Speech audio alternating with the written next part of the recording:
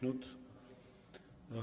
დარჩით ახლა კითხვები თუ არის რომ მოვინიშნოთ და შემდეგ იქნება სოფიო ხოლგუანი, ვლადიმერ ბოჟაძე. მოგესალმებით. შემართლა გითხრათ მე უფრო პროცედურაზე მაგალითად თქვენ კითხვების შინაარსთან დაკავშირებით რომ მიგვითითეთ. იცით არავინ არ ითხოვს ახლა რომ აი კანგარიში გითხრას კონკრეტული პირები, ვინ შეადგინა ოქმი, ან რა კონკრეტულად რა საპროცესო მოქმედება ჩაატარეთ, რა ღონისძიება, რა დროს. აი ეს არის 162 მუხლის ნორმატიული შინაარსთან გამომდინარე, როდესაც საქმე ეხება სამართალ წარმოების პროცესში ადამიანის უფლებებისა და თავისუფლებების დაცვას. ამასთან დაკავშირებით კითხვების დასმის უფლება როგორ შეგვიზღუდეთ? აბა ეხლა რა ვაკეთოთ? შეკრებამ გამოკლებაში, რა ვიცი, კვადრატული ფესვის გამოყვანაში ვიმეცადინოთ ამ ციფრების? ბატონო შალვა, უფლება უნდა მოგცეთ, რომ კითხვები დავსვათ იმ ფორმით. აი უყურეთ, აი მარტივად თქვენ თვითონ მიუთითეთ 162 მუხლის პირველი და მეოთხე პუნქტებია. კითხვა კონკრეტული არ შეიძლება დაესვას, კითხვა კონკრეტული სისხლის სამართლის საქმის გამოძიებასთან, ერთი. სასამართლოს განხილვასთან, მეორე. საქმის ცალკეულ გარემოებთან დაკავშირებით. აგერ სამი პუნქტი არის ახლა. თქვენ აქ ხართ, ჩვენც აქ ვართ და ამის მიხედვით ვიხელმძღვანელობთ. კიდევ ერთხელ ამის შინაარსი აზრი რა არის? განსხვავებით სხვა ანგარიშვალდებული პირებისგან, ხომ? საუბარი როცა არის კონკრეტულ სისხლის სამართლის საქმეზე, უბრალოდ არათანაბრად მდგომარეობაში იქნება იმ საქმის ფიგურანტები. რა პროკურორი თავის მხრივ წარმოადგენს ბრალდების მხარეს და თუ კი მათ შორის პროკურორს აკრძალულიც აქვს ეს ანგარიში კონდეს წარმოდგენილი. ჩვენ არ ვთხოვთ, ნახეთ მე მაგას გიხდით. არ ზარგეუნე მე ხო არ ვიცი რა უნდა კითხოთ. უბრალოდ აი ეს არის წინაპირობა ხვდებით. აგერ არის მუხლი, დასვით კითხვები. თქვენ თვითონაც მიხვდებით, ჩვენც მიხვდებით. ყოველ შემთხვევაში კითხვის დასმა ერთია, მაგრამ რაც თავარია, თავად გენერალურმა პროკურორმა ყველაზე კარგად იცის რა არის გამოძიებისთვის მნიშვნელოვანი საკითხები, რომელზეც არ შეიძლება საჯაროდ საუბარი. ასე რომ არაფერი მე უბრალოდ მიგითითეთ, ეს არის პროცედურა და თქვენ დასვით კითხვა და გვაჩვენებს კითხვის შინაარსს. ხელახლა ჩავერთოთ. დიახ. მადლობა. მაშინ დაგისვამთ იმ კითხვას, რაც კომიტეტზე დაგისვით და პასუხი ვერ გამეცით, მითხარით იმდენი ბევრი განცხადება მოქალაქეებისო. ჩემი კითხვა ეხება, ერთი პასუხი მივიღე, რომ 11 პროკურორის მიმართ დაიწყო დისციპლინური პასუხისმგებლობის, დადგა დისციპლინური პასუხისმგებლობის საკითხი. ერთი გაათავისუფლეთ. ხო და მე მაინტერესებს, რამდენმა მოქალაქემ მოგმართათ პროკურორების საქმიანობასთან დაკავშირებით, კონკრეტული პროკურორის საქმიანობასთან დაკავშირებით საჩივრით და რამდენი განიხილეთ და რა შედეგები დადგა და გითხარით, როდესაც კონკრეტული მაგალითი სახელების და გვარების გარეშე, როდესაც პროკურორის მიმართ ჰქონდა საჩივარი მოქალაქეს, ზემდგომთა დაწერილი ინსპექციაშიც საბოლოოდ პასუხი გასცა თავად იმ პროკურორმა, რომლის მიმართაც მას ჰქონდა საჩივარი დაწერილი. როგორ დაიცვან მოქალაქეებმა თავი ამ შემთხვევაში, თუ თქვენ ციფრსაც ვერ მეუბნებით, რამდენმა მოქალაქემ მოგმართათ, ეს და არ ვიცი ხა თქვენ კონკრეტულად ვერ გეკითხებით ის 11 საკითხი რო დადგა 11 დისციპლინური პასუხისმგებლობის საკითხი მოქალაქეების მიმართვით იყო თქვენ მოიკლიეთ. ამიტომ მე მაინტერესებს მოქალაქეების საჩივრებზე და მიმართვებზე როგორ რეაგირებს პროკურატურა და მეორე კითხვა მოვასწრებ იმედი მაქვს ეს არის თაროზე შემოდებული საქმეების სტატისტიკა მაინტერესებს ზოგადად რთულია თქვენთან კითხვას რო swams დეპუტატი მე მიწევს იმის შეხსენება რეგლამენტის პროკურორის კონსტიტუციის ადმინისტრაციული კოდექსის პასუხი რომ მივიღოს ამ წუხაროა რაღაც მითითებთ რაღაც ლინკებზე რაღაც იქ უნდა წავიკითხო თურმე მოკლედ რეალურად ძალიან მაინტერესებს თაროზე შემოდებული საქმეების წლობით თაროზე შემოდებული საქმეების სტატისტიკაც იქნებ გაგვიზიაროთ მადლობა ბოდიში მადლობა, აი ქალბატონო სოფო ხო ხედავთ შენიშნულ კონი. ვლადიმერ ბოჟაძე, არა შევაგროვოთ და ერთად იქნება ბოლოში. ვლადიმერ ბოჟაძე, გიგა ფარულავა.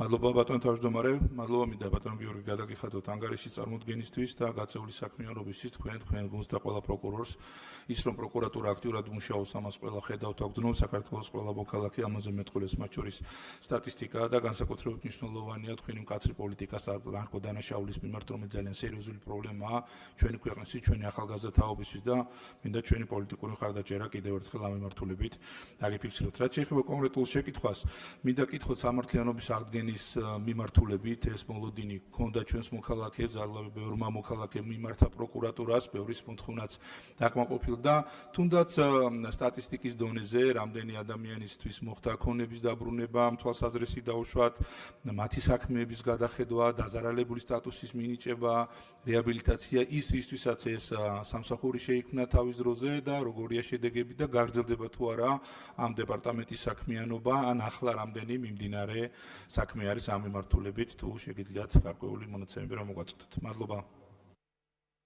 მადლობთ, გიგა ფარულავა, ვიქტორ ჯაფარიძე. მოგესალმებით კიდევ ერთხელ, ბატონო გიორგი, მე გავაგრძელებ კომიტეტის კითხვებიდან, ვინაიდან არ ქონდა შესაძლებლობა დაზუსტების ნაწილის და კონკრეტულ კითხვებზე, როდესაც მე კითხვა დავსვი სისტემურ ძალადობაზე, როდესაც საზოგადოებისთვის ნათელია ისედაც ბოლო წლების განმავლობაში არაერთი მასშტაბური სისტემური დარღვევები, ძალადობა, მათ შორის მშვიდობიან მოქალაქეებზე, ჟურნალისტებზე, არაერთ გზის პირდაპირ ეთერში ძალადობა და მე აღვნიშნე, რომ ეს კონკრეტული ძალადობა, წამების ფაქტები და არადამიანური მოპყრობის ფაქტები აღნიშნულია პირველ რიგში სახალხო დამცველის ანგარიში, რაზეც კიდევ ერთხელ ვიტყვი, რომ გუშინ მქონდა საუბარი, ასევე აღნიშნულია არაერთ საერთაშორისო ანგარიში.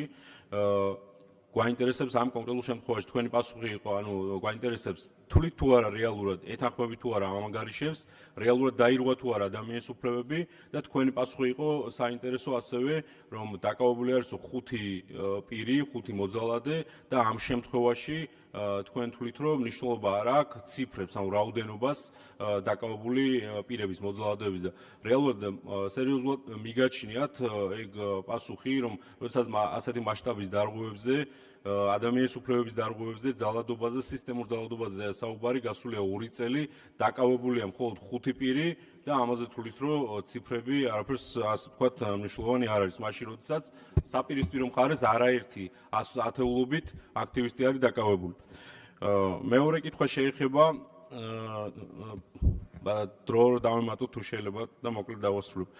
მეორე კითხვა შეეხებოდა ჩვენი მხრიდან კომიტეტზე დასმული კითხვა, ეს შეეხებოდა უშუალოდ პასუხისმგებელი პირების გამოძიების ნაწილს, როდესაც არაერთი სისტემური დანაშაული გახდა ცნობილი და ბოლო ერთ-ერთი მაგალითი იყო გორის მაგალითი, როდესაც ჯგუფურად ძალადობდნენ პოლიციელები რიგით მოქალაქეზე, ამ შემთხვევაში ჩვენი კითხვა იყო ზოგადად, როდესაც მსგავსი ტიპის ერთ კონკრეტულ უწყებაში ხდება ჯგუფურად მსგავსი ტიპის არაერთი ძალადობა, რატომ არ დგება უშუალოდ პასუხისმგებელი სამსახურზე პასუხისმგებელი პირების, მაგალითად თანამდებობის პირების სისხლისმგებლობრივი პასუხისმგებლობა. თქვენ აღნიშნეთ, რომ რა კონკრეტული ბრალდებისთვის ფაქტები შევაგროვეთ, მხოლოდ ის წარმოადგინეთ და ეგ გასაგებია, ეგ ხდება ნორმალურ დაასრულებთ. ნორმალურ ობიექტურ გარემოში, მაგრამ როდესაც რეალურად გამოძიების მიმართ ნდობა არ არის, ეს ფაქტია, რომ არგუმენტი ვერ იქნება. და ბოლოს ჩორჩანას საქმესთან დაკავშირებით, როდესაც დღეს ვხედავთ იმ ანექსიას, რაც განსაკუთრებით ბოლოს ამ 9 მაისის იმ კონკრეტულ სამართლებრივი აქტის მიღების შემდეგ ხდება, ფაქტიურად ხდება ჩვენი ისტორიული ტერიტორიის სამაჩაბლოს ანექსია, ამ ფონზე ვხედავთ ხელისუფლების დუმილს და ამის პარალელურად ჩვენ ვხედავთ, რომ გიორგი გახარიას ბრალი აქ წარდგენ. კარგი, 30 წამი და დაასრულეთ. ამის პარალელურად გიორგი გახარიას ჩორჩანაში ქართულ ტერიტორიაზე საგუშაგოს, პოლიციის საგუშაგოს ჩადგმაზე აქ წარდგენილი ბრალი. გთხოვთ გიპასუხოთ, რამდენად სწორად მიგაჩნიათ და როგორ მიგაჩნიათ ეს ემსახურება თუ არა ეროვნულ ინტერესებს, განსაკუთრებით მაშინ, რაც ხდება დღეს საერთაშორისო გლობალურ პროცესების ფარგლებში, მათ შორის რუსეთის ფედერაციაში არსებულ, ასე ვთქვათ, ვითარებასთან მიმართებაში. ვიქტორ ჯაფარიძე, ქეთევან ბაკარაძე.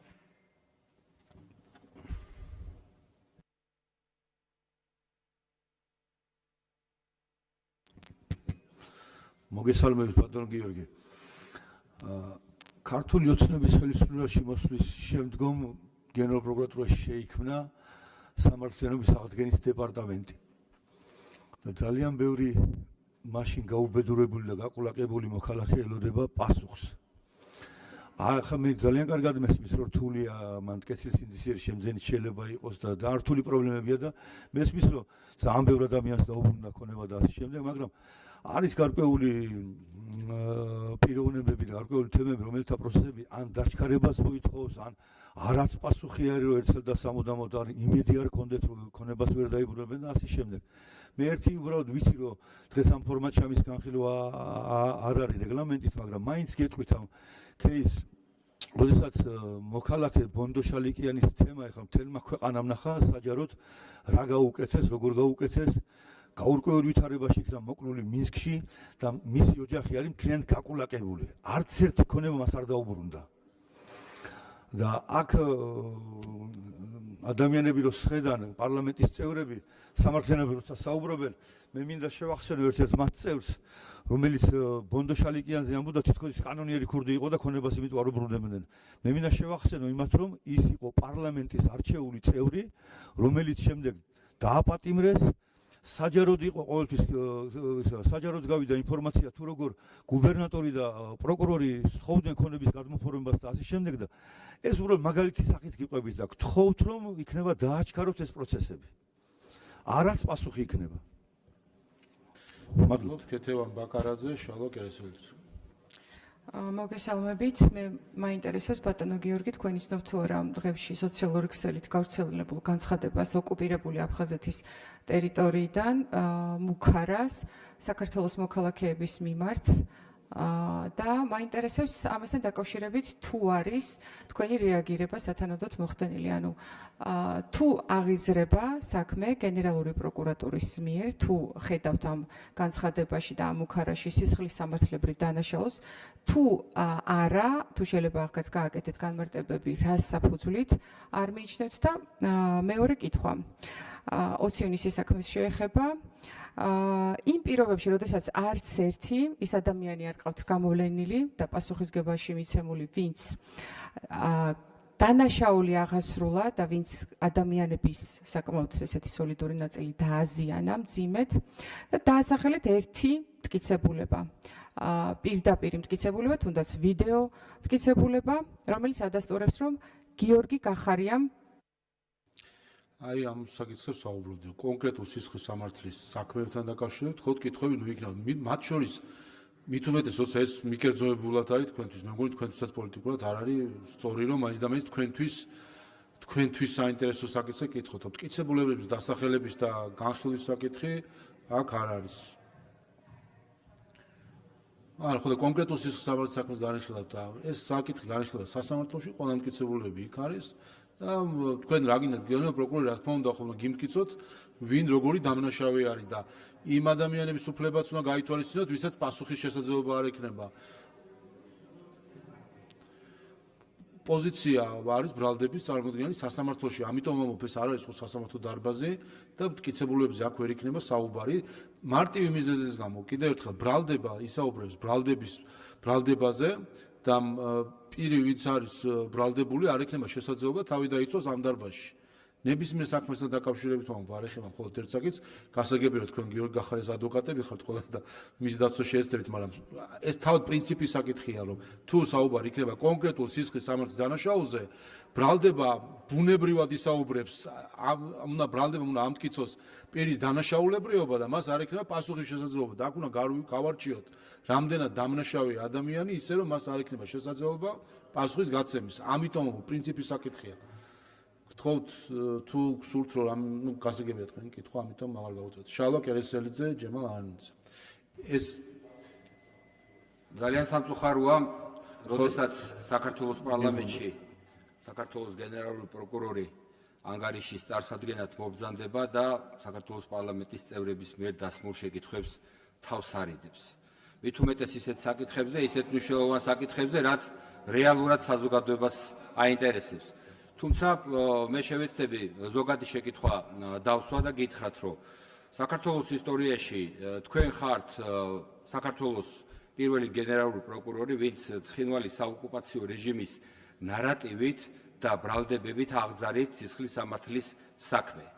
ისეთ ადამიანებზე, ვინც საქართველოს ძირძველი ისტორიული ტერიტორია დაიცვა საოკუპაციო რეჟიმისგან და ვინც ძირძველ ისტორიულ ტერიტორიაზე ოკუპაციის თავიდან აცილების მიზნით ჩადვა საპოლიციო საგუშაგო და პრაქტიკულად არ დაუშვა 1922 წლის ფეიქ რუკების გამოყენების პრეცედენტი, რომელიც საოკუპაციო რეჟიმი დამატებით პრეტენზიებს აცხადებს ამ ტერიტორიებზე და უფრო მეტიც მზად არიან უკვე შესთავაზეს რუსეთის ფედერაციასაც მიერთება და შეერთება.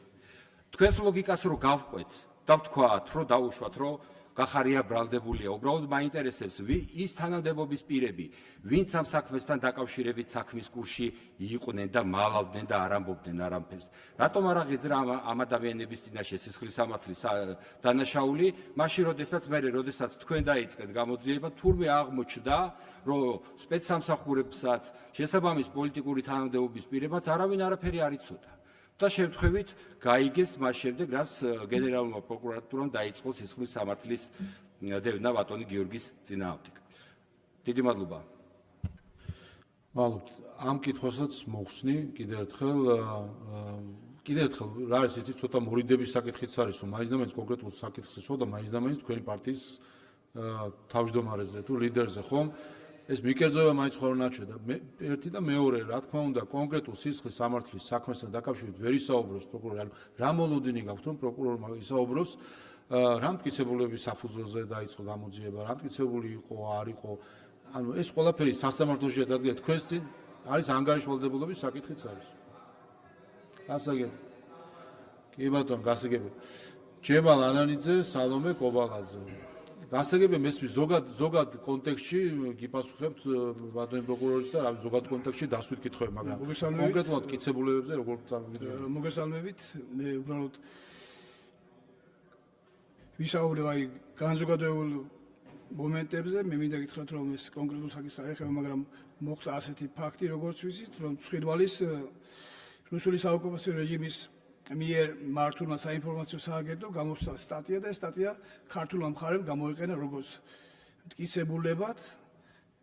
ეს სააგენტო ექვემდებარება სამხრეთ ოსეთის, ეგრეთ წოდებულ სამხრეთ ოსეთის პარლამენტს და იმართება კგბ-ს მიერ და რამდენად ჩავთვლით, რომ ქართულმა მხარემ ეს გამოიყენა საბუთი, რომელიც იყო საქართველოს ტერიტორიული მთლიანობის წინააღმდეგ და ეს სააგენტო იცით, რომ არ აღიარებს საქართველოს ტერიტორიულ მთლიანობას და საერთოდ დამოუკიდებლობასაც კი და იცნობთ თუ არა, თქვენთვის არის ცნობილი თუ არა ასეთი დოკუმენტების არსებობა და რამდენად ეთანხმებით, რომ ქართულმა საგამოძიებო სისტემამ და პროკურატურამ ეს დოკუმენტი გამოიყენა ისევ ქართველების წინააღმდეგ, რომელიც არის საქართველოს მთლიანობის წინააღმდეგ მიმართული და ითვლება თუ არა ეს ოკუპაციის შესახებ კანონის დარღვევა და თქვენ როგორი რეაგირება გექნებათ ამასთან დაკავშირებით.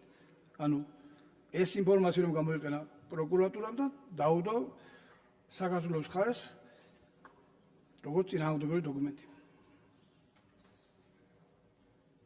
მადლობა. მადლობთ. აგით მე დაზუსტებებზე სალომე კობალაძე, მალხას თორია. მოგესალმებით, ბატონო გიორგი. სამსახურეობრივი გულგრილობა ნიშნავს მოხელის მიერ თავისი მოვალეობის შეუსრულებლობას ან არაჯეროვნად შესრულებას დაუდევარი დამოკიდებულების გამო, რასაც მოაქვს არსებითი ზიანი. როდესაც კონკრეტული სტრუქტურული ერთეულის თანამშრომელთა მნიშვნელოვანი ნაწილი მონაწილეობს მოქალაქის მიმართ ძალადობაში, გაუჩნდა თუ არა პროკურატურას ეჭვი, რომ საქმე შეიძლება გქონდეს ამავე სტრუქტურის ხელმძღვანელი პირების შესაძლო სამსახურეობრივ გულგრილობასთან. და კერძოდ, თუ თანამშრომელთა მოქმედებების კონტროლი და კოორდინაცია, ხელმძღვანელობის უშუალო მოვალეობა, რატომ არ გახდა მათი პასუხისმგებლობის საკითხი გამოძიების საგანი, ასევე არსებობს თუ არა მინიმუმ ისეთი გარემოებები, რომლებიც ამ მიმართულებით სრულფასოვანი გამოძიების დაწყების საფუძველს ქმნის. დიდი მადლობა. მადლობთ, მალხას თორია, გიორგი შარაშიძე. მოგესალმებით. საქართველოს კანონმდებლობის მიხედვით წამება ისეთი მოპყრობა, რომელიც თავისი ხასიათით, ინტენსივობით, ან ხანგრძლივობით იწვევს ძლიერ ფიზიკურ ტკივილს, ან ფსიქიკურ, ან მორალურ ტანჯვას და მიზნად ისახავს პირის დაშინებას, იძულებას ან დასჯას. როდესაც მოქალაქეზე ერთდროულად ძალადობს არაერთი სამართალდამცავი, რის შედეგადაც მას ადგება მძიმე ფიზიკური და ფსიქოლოგიური ზიანი, რატომ არ აჩენს ეს პროკურატურაში მინიმუმ წამების მუხლით გამოძიების დაწყების საფუძველს? კონკრეტულად, რომელი სამართლებრივი ან ფაქტობრივი გარემოება გამორიცხავს ამ კვალიფიკაციას? ალბათ გიორგი შარაშიძე, ვიკა ფილფანი. მადლობა, ბატონ გიორგი, როდესაც საკომიტეტო მოსმენაზე მე დაგისვით კითხვა სისტემურ პოლიტიკურ კორუფციასთან დაკავშირებით, პირველ რიგში მინდა აქაც გვიპასუხოთ, თქვენს მიერ ანგარიში მოყვანილი ფაქტები მიუთითებს თუ არა იმაზე, რომ საქართველოში არის სისტემური პოლიტიკური კორუფცია, ეს ერთი.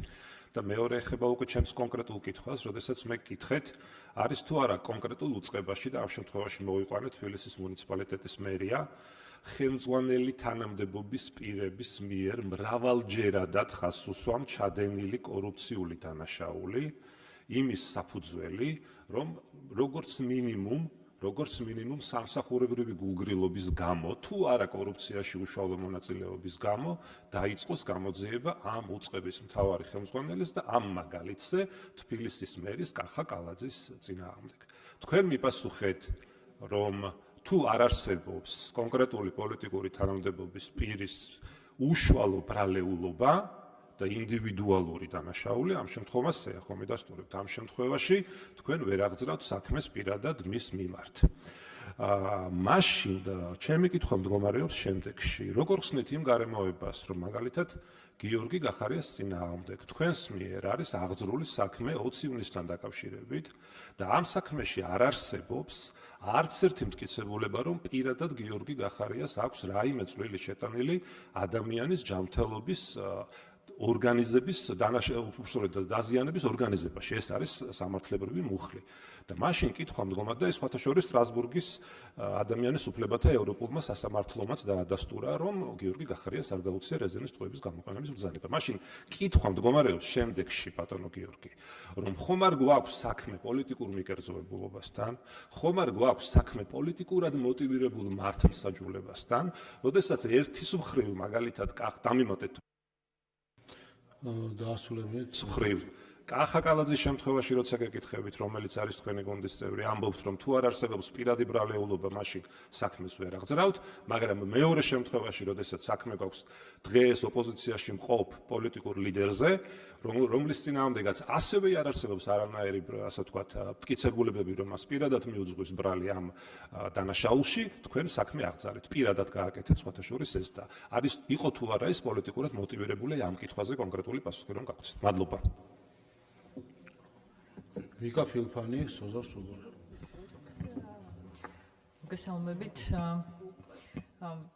მე კითხვას ამას 72 მუხლის იმ ნორმატიული შინაარსიდან, რომელიც დაკავშირებულია სამართალწარმოების პროცესში ადამიანის უფლებების და თავისუფლების დაცვასთან დაკავშირებით წინასწარ, მაინც რო გაითვალისწინოთ. ბატონო გიორგი, მე კითხეთ კომიტეტზე, რომ თუ 10 ადამიანი ერთი სტრუქტურის წარმომადგენელი ჩადის დანაშაულს, მაშინ მათი ხელმძღვანელ პირზე თუ არის ეჭვი, რომ შესაძლოა ისიც იყოს დამნაშავე მეთქი და თქვენ ამაზე მიპასუხეთ, რომ კოლექტიური პასუხისმგებლობა სამართლებრივად არ არსებობს, რაშიც მე გეთანხმებით, იმიტომ რომ ერთი ადამიანი ჩადის დანაშაულს, შესაბამისად, ვინც ჩადის დანაშაულს, ის უნდა დაისაჯოს. თქვენ გაქვთ ადამიანისთვის ბრალი წაყენებული და ბრალის დადგენილებაში პირდაპირ გიწერიათ, რომ დანაშაული, რომელიც მოხდა, ამ დანაშაულის ჩადენის ქმედებაზე ამ კონკრეტულ ადამიანს ბრძანება არ გაუწია. ამ შემთხვევაში ეს ხომ ორმაგი სტანდარტია და უნდა იმუშაოს და იმოქმედოს ყველას შემთხვევაში. თქვენივე ბრალის დადგენილებაში ეწინააღმდეგებით თვითონ ბრალის შინაარს. და ეს არ არის მხოლოდ ერთი შემთხვევა, ეს რამდენიმე შემთხვევა. მე ამ შემთხვევაში ვსაუბრობ, მიხვდებოდით ალბათ გიორგი გახარიას ბრალდების დადგენილებაზე, სადაც გიწერიათ სიტყვით, რომ მას არ გაუწია ბრძანება, თუმცა დაზიანება დადგენილია 4 კონკრეტულ кейსში. აქედან გამომდინარე, ვინაიდან გვაქვს ლოგიკური კითხვა ჩდება, არის თუ არა რეალურად ეს ორმაგი სტანდარტი და რა მოხდა ესეთი პროკურატურაში, რომ თუ კორუფციის შემთხვევაში არ გამოიკვეთა, ან ძალადობის შემთხვევაში არ გამოიკვეთა პასუხისმგებელი პირი ამ კონკრეტულ საქმესთან დაკავშირებით. ასევე ბატონო გიორგი, და დამიმატეთ 30 წამი. 30. ბოლო თვეების განმავლობაში განსაკუთრებით გააქტიურებულია ანექსიის ძალიან მკვეთრი ქმედებები. კონკრეტულად მაგალითად მოგიყვანთ ბიბილოვის განცხადებებს, რომელიც პირდაპირ მიუთითებს ანექსიისკენ. მოგიყვანთ ჩორჩანას საკითხზე, ცხინვალის დე-ფაქტო რეჟიმის საოკუპაციო რეჟიმის განცხადებებს, რომლებიც პირდაპირ მიუთითებს საქართველოს ტერიტორიული მთლიანობის დარღვევისკენ. ასევე არაერთი შემთხვევა 30 წამი. თქვენ ამასთან დაკავშირებით ხომ არ გაქვთ რაიმე ტიპის ქმედების გეგმა ან რაიმე ტიპის გამოხმაურების გეგმა, რომელიც ითვალისწინებს საქართველოს ტერიტორიული მთლიანობის და სუვერენიტეტის დაცვას, იმიტომ რომ ეს თქვენს პირდაპირ მოვალეობაში შედის. სოზარ სუბარი, თორნიკე ჯეიშვილი. მოგესალმებით ბატონო გიორგი. მე ჩემი კითხვა რაღაცნაირად ვიქტორ ჯაფარიძემ რაც იკითხა წეგან იმის გაგრძელება გამოდის, ოღონდ საგამოძიებო კომისიის შუქზე, ასე ვთქვათ, გულისხმობ 2013-12 წლების რეჟიმის საქმიანობის შემსწავლელ კომისიას, რომელიც შარშან გაიმართა პარლამენტში და რომლის ფარგლებშიც ძალიან მჭიდროდ თანამშრომლობდით საქართველოს პროკურატურასთან, ისე როგორც სხვა უწყებებთან. ამ კომისიამ გააცოცხლა ძალიან ბევრი ადამიანის ტკივილი და გააცოცხლა იმ სააკაშვილის რეჟიმის სისასტიკე, რომლითაც ის ექცეოდა საკუთარ მოქალაქეებს, მაგრამ ამ ადამიანების უფლებების აღდგენა სამწუხაროდ ჯერ კიდევ ძალიან შორს არის. ეს ადამიანები ეძებენ დღემდე სამართალს და ხშირ შემთხვევაში მათ რჩებათ განცდა, რომ როდესაც ვგულისხმობ კომისიაზე დაკითხულ ადამიანებს, ვინც ჩვენებები მისცეს კომისიას, როდესაც მიდიან პროკურატურაში, მათ სათანადო გულისხმობით თითქოს მათი ტკივილი არ მიაქვთ გულთან. ეხლა შეიძლება გადაჭარბებულიც არის ამ ადამიანების ასეთი განცდა, მე არც გვარებს დავასახელებ, არც პროკურორებისას, არც მომჩივანებისას, მაგრამ უბრალოდ მინდა რომ ზოგადად ცოტა მეტი ყურადღება იყოს ამ ადამიანების მიმართ და მეტი გაკეთდეს მათი უფლებების აღდგენისთვის. ერთ საქმეს დავასახელებ, ამასაც მაგალითისთვის ვიტყვი და არა კონკრეტული რეაგირებისთვის, საქმე ეხება ყინწვისის საქმეს. თქვენ კარგად იცით ეს საქმე და მთელმა საქართველომ იცის, ესენი არიან ადამიანები, რომლებიც აბსოლუტურად შეთითქმული ბრალდებით უსასტიკესად აწამეს, აი მართლა რომ სიკვდილს როგორ გადარჩნენ დღემდე გასაოცარია.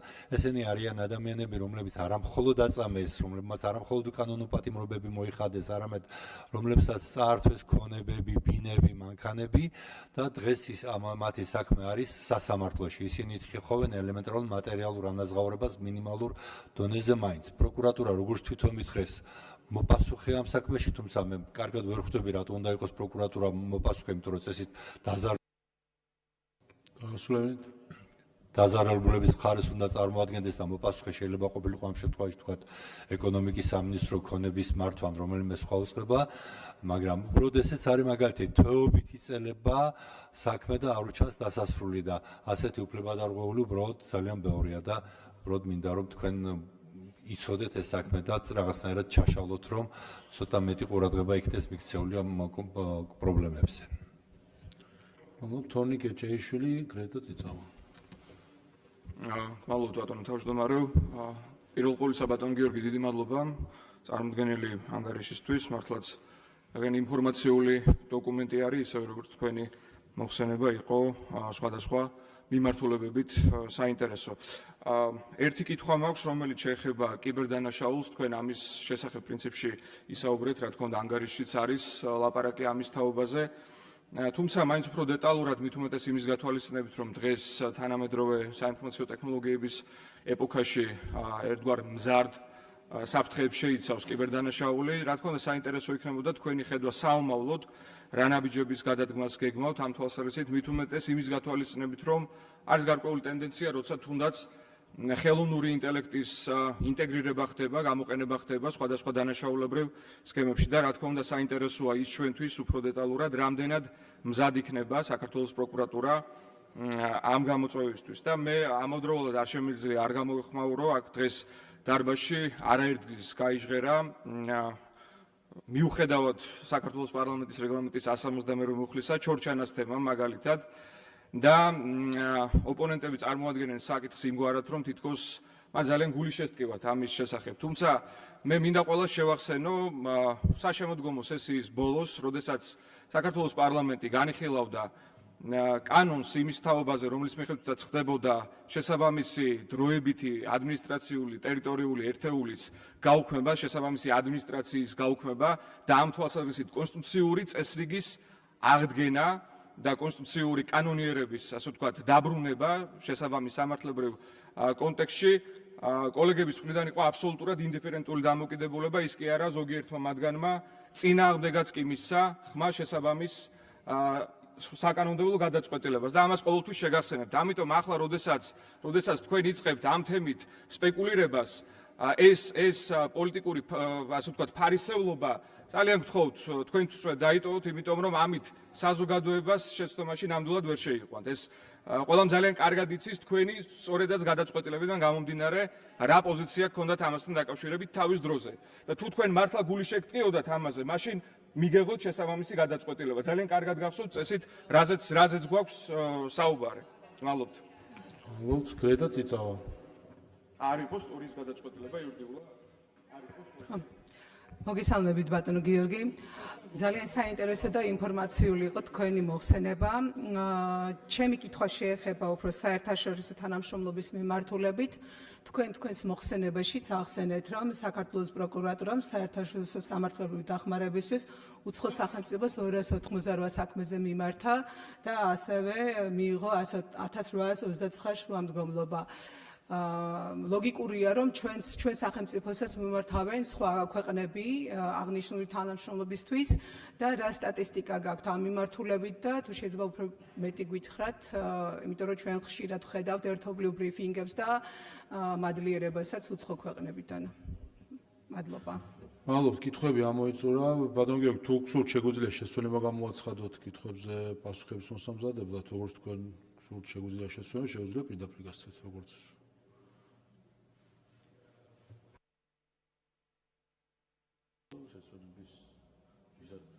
შესაძლებელია ჯობია მე მგონი შესვენება ცოტა ხნით.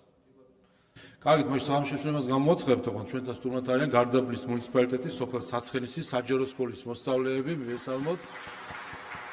მადლობა ინტერესისთვის. მოდით მაშინ შევისვენოთ თუ გნებავთ 20 წუთი შეგვიძლია ნახევარს 3-ის ნახევრამდე 20 წუთი შევისვენოთ. კი ბატონო, 20 წუთი შესვენება და 3-ის ნახევარზე განვაახლებთ სტომას შესვენება 3-ის ნახევრამდე.